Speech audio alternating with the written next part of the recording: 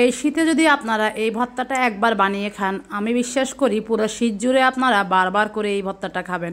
গরম ভাত, চিতই পিঠা সব কিছুর সাথে এই ভর্তাটার একদম জুড়ি মেলা ভার। মাত্র অল্প কয়েকটা উপকরণ দিয়ে বানিয়ে নেওয়া যাবে এই সুস্বাদু ভর্তাটা। এই ভর্তার জন্য মূল উপকরণ লাগবে কচি কাঁচামরিচ। যারা ঝাল বেশি পছন্দ করেন তারা কিন্তু যে কোনো মরিচ দিয়েই করতে পারবেন, মানে ঝাল মরিচ দিয়েও করতে পারবেন।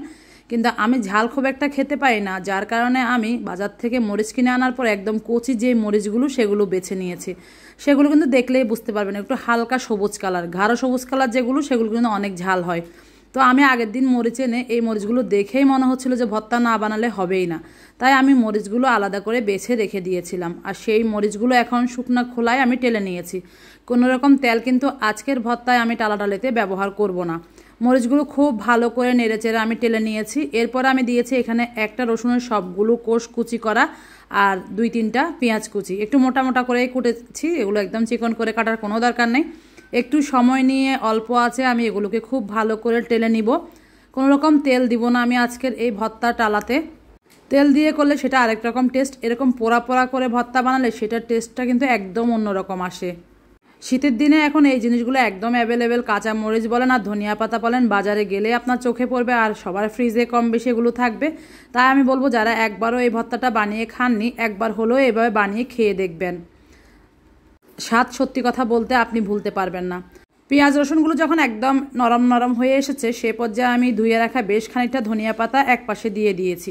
ধনিয়া পাতা সব শেষে দিতে হবে, কারণ ধনিয়া পাতাটা সিদ্ধ হতে একদমই সময় লাগবে না, আর খুব বেশি সিদ্ধ করতেও হবে না। জাস্ট আমরা যে ধনিয়া পাতা ধুয়ে নিয়েছি এটা একটু হালকা সিদ্ধ হয়ে যাবে, আর যে পানিগুলো আছে সেগুলোও শুকিয়ে যাবে।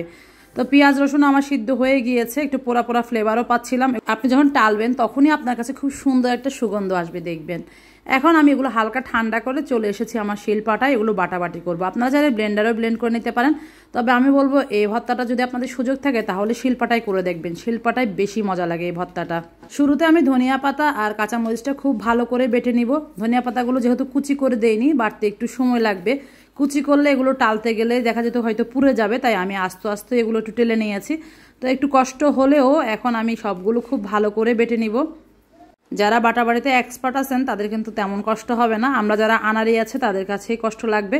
তারপরও এখন ভর্তা খাওয়ার লোভ কিন্তু একদমই সামলানো যায় না। আর এই ভর্তাটা এতটা স্বাস্থ্যকর যেটা আপনি ডায়েটে থাকলেও খেতে পারবেন। আর আমরা অনেকে কিন্তু ভর্তা খেতে পারি না, ডায়েটে থাকলে ভাত বেশি খাওয়া হয়ে যাবে। আমি বলবো ভাত কম করে খান, ভর্তা বেশি করে খান, এরকম করে বানিয়ে। এটা যেমন আপনার শরীরে কোনো ক্ষতি করবে না, সেই সাথে ধনিয়া পাতা কাঁচামরিচ কিন্তু আপনার ওজন কমাতেও সাহায্য করবে। আর এটা যেহেতু তেলে ভেজে নেয়নি তাই এটার খুব একটা ভিটামিন সিও নষ্ট হওয়ার সম্ভাবনা নেই। এটা খুবই স্বাস্থ্য উপকারী একটা ভর্তা। এরপর আমি পেঁয়াজ রসুনগুলো ও এগুলোর সাথে ভালো করে বেটে নিচ্ছি। একটু আস্তে আস্তে থাকলেও সমস্যা হবে না, কারণ পেঁয়াজগুলো তো আমরা টেলেই নিয়েছি। আজকের ভর্তা কিন্তু আর চুলায় ভাজাভাজির ঝামেলায় যাব না। এটা জাস্ট এভাবে বেটে নিয়ে সব কিছু মাখিয়ে নিলেই কিন্তু তৈরি হয়ে যাবে মজাদার ধনিয়া পাতা আর কাঁচামরিচের ভর্তা। খুব বেশি ঝাল এই ভর্তা হয়নি, আমি তো বললামই যারা খুব বেশি ঝাল খেতে পছন্দ করেন তারা একটু ঝাল ঝাল মরিচ দিয়ে করবেন, তাহলেই হয়ে যাবে। সবশেষ এখন লবণটাও বেটে নিলাম। এখন সব কিছু ভালো করে মাখিয়ে নিয়ে আরেকবার আলতো হাতে সব কিছু মিশিয়ে নেওয়ার জন্য আমি বেটে নিব। আপনাদের কার কাছে ভর্তা খেতে কেমন লাগে অবশ্যই আজকের কমেন্টে জানিয়ে যাবেন। আর কে আমার ভিডিওটা কোথা থেকে দেখছেন সেটিও জানাতে ভুলবেন না। এই ভর্তাটা আপনারা যেমন খেতে পারবেন ভাতের সাথে, ঠিক তেমনই আপনারা চিতই পিঠা, রুটি সব কিছুর সাথে খেতে পারবেন।